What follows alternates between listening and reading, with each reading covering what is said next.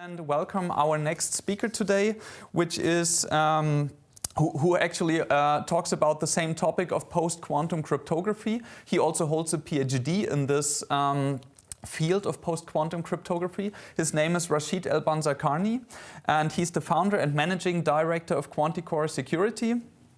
He, together with his company, he established the first industry standard for quantum-safe encryption. I welcome you, Rashid. Nice to have you with you, and I think we are looking forward to a very interesting talk. Please go ahead. Thank you very much for the nice introduction. So I will directly start with the talk. And in this talk, I'm going to present at one of our typical use cases how cybersecurity revolutionizes the Internet of Things. And when we think of quantum computers, we see the whole bunch of opportunities, such as efficiency gains or solving optimization problems. These advantages have a major impact in industries like pharmaceuticals or finance. But when we look at the backside of the medal, we face various problems and challenges, as indicated in the previous talk. So first, quantum computers break a traditional public key crypto systems such as RSA and ECC, and quantum computers render them absolutely insecure. Second, we have many devices and systems out there that have long life cycles, such as cars and satellites, and security must be in place before sending them to the streets or to the space. This, of course, also holds for other devices, infrastructures, and applications. Third, we have a lot of data and areas where confidentiality needs to be maintained for a long time period, such as patient data or trade secrets. Any misuse could have disastrous consequences, such as financial losses or distrust. So let's summarize some of the basic facts and numbers indicating why IoT and embedded systems need a fast transitioning. Well, in many studies, it is expected that the number of devices will increase from 22 billion connected devices in 2018 to about 50 billion in 2030. In some other studies, we even talk about 125 billion connected devices. Another interesting number is the amount of data being generated by IoT devices. This number is expected to exceed 80 zettabytes in 2025. That is 10 to the 21 bytes. So IoT devices and embedded systems will produce so much data that ranges from non-critical ones to highly sensitive information. And when looking at the life cycles of IoT devices and embedded systems, we see a large spectrum where devices are in use for many years. For instance, for more than 10 to 20 years. This includes machines in the industrial Internet of Things, cars driving on the roads, or power plants producing energy. When manufacturing and designing those systems, it is necessary to take the life cycles into consideration. It must be ensured that they resist quantum attacks. A device, in general, passes through various stages during its lifetime, and in that process, its security must be maintained or ensured. At the beginning, it needs to be manufactured and provisioned, software is installed and enrolled before it is going to be used. In this stage, the security system is most often designed and ready to be applied. And during the usage phase, the security system enables the device to sense or produce data and interact with applications in a secure way. At least this is the goal that we will have. Updates help the device to fix security issues or to extend its functionality. It can also change the owner or can be reutilized in a different way. Finally, at the end of its life cycle, it is going to be revoked, removed, or recycled. The following slide depicts some major challenges or summarizes the challenges that we face with IoT devices. Besides long life cycles, IoT devices are resource constrained. Computation power and memory consumption are usually limited. For instance, a normal computer may have 3.2 gigahertz, while small devices such as ARM Cortex M4, for instance, have just 168 megahertz. And memory can be as small as 128 kilobytes. So there is also a requirement for scalability, since a lot of devices must be able to process and send data in real time, and all application and security systems must support these application scenarios. In the following slide, we are going to have a closer look at the security of a simplified IoT infrastructure. It consists of devices, a cloud backend processing the received data, and communication channels. The objective of this use case is to ensure the security goals, confidentiality, that means data must be kept secret, authenticity, the cloud and devices must be able to verify with whom they talk to, and integrity, such that it is impossible for an adversary to manipulate data. In a quantum world, an attacker might attack the communication channel in at least two different ways.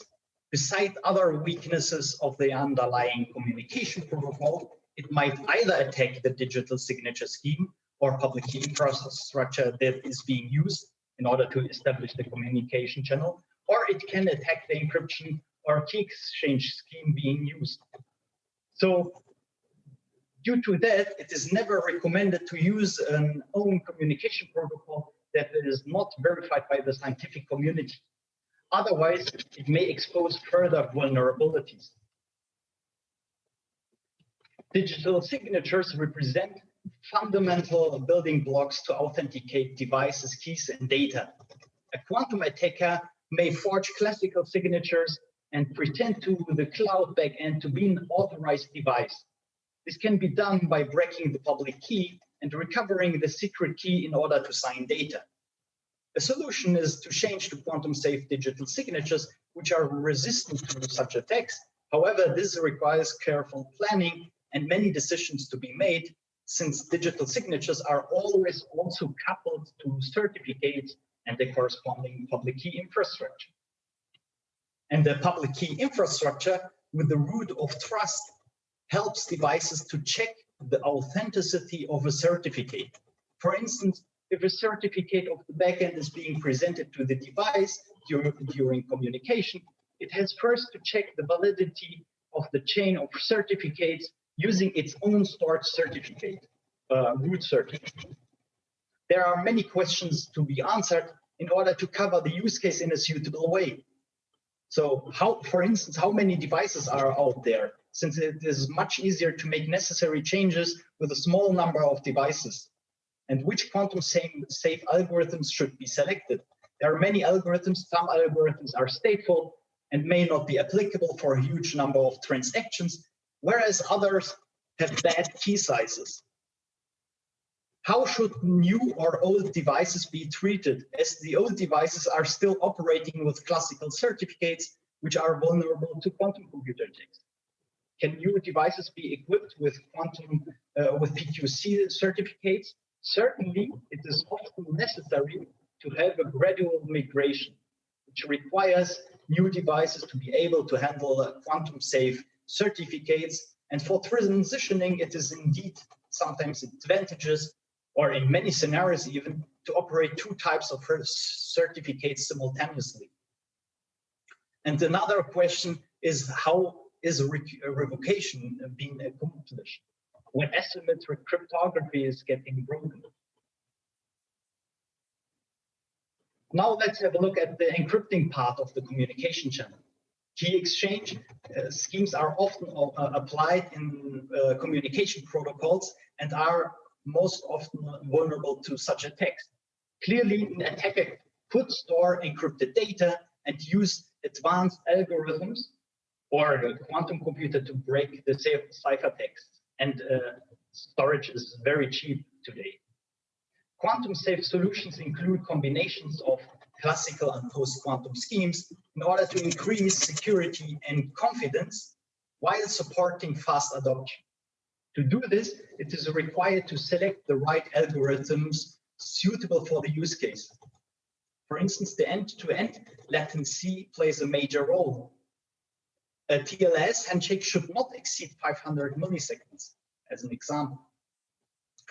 For establishing future-proof communication channels, various features are advantageous to tackle and comply with the changing environment and the conditions that are in place. Note that, for instance, TLS is a suitable security protocol for many applications. So the TLS protocol has to be quantum safe and furthermore crypto agile. It should offer various schemes with different security levels in order to have options for various scenarios. It should be able to change cryptographic schemes with a few clicks. When something happens, reaction must be fast. Furthermore, schemes should be combined in order to increase security. It should also be possible to very fast integrate and use new schemes, which was not the case in the last years. For fast adoption and interoperability, support for backward compatibility allows systems to simultaneously operate devices with old crypto and devices with new ones. That means quantum safe ones. And indeed, quantum safe TLS can be adopted as early as possible, even today, as the first countermeasures against quantum attacks. Recently, we have established the first standard for quantum safe key encapsulation mechanism. It is available as a DINSPEC and allows to be used as key transport protocol for quantum secure communication. And its security is based on a lattice-based problem, namely module LWE, as can be seen below. And ciphertext and public keys can essentially be represented as module LWE instances. Due to its simple design, it entails high performance encryption. It is particularly suitable for IoT. So what is the key encapsulation mechanism? To this end, let's involve Alice and Bob in an interactive protocol. Alice wants to agree with Bob on a shared secret key, which they can use in order to proceed exchanging confidential messages later on. However, based on symmetric crypto primitives, since public key cryptography involves more overhead and is typically less efficient. Such a key agreement protocol is necessary to support current standards and allow for efficient and secure data transmission. What Alice does is the following. She takes the public key of Bob and invokes the encapsulation algorithm. The encapsulation algorithm subsequently outputs a ciphertext and a key. The very same key is also encrypted in the ciphertext. Alice keeps the shared secret key and sends the ciphertext over an insecure channel to Bob. And Bob invokes the decapsulation procedure with his secret key or trapdoor, and the ciphertext as input. If the ciphertext has not been altered during the transmission, it outputs the very same key as Alice. Otherwise, it outputs a completely random key, which does not help adversary, for instance. With the shared secret key, both Bob and Alice can exchange confidential information efficiently using only symmetric primitives. The following two tables give an intuition of the practicality of KindyCam. We provide three parameter sets targeting various security levels. This is due to the different security needs of applications. But based on that, we provide sizes of keys and ciphertexts. For instance, the public key size of the mid-parameter set is 1.2 kilobytes, and the ciphertext is essentially of the same size, while providing a security of more than 150 bits.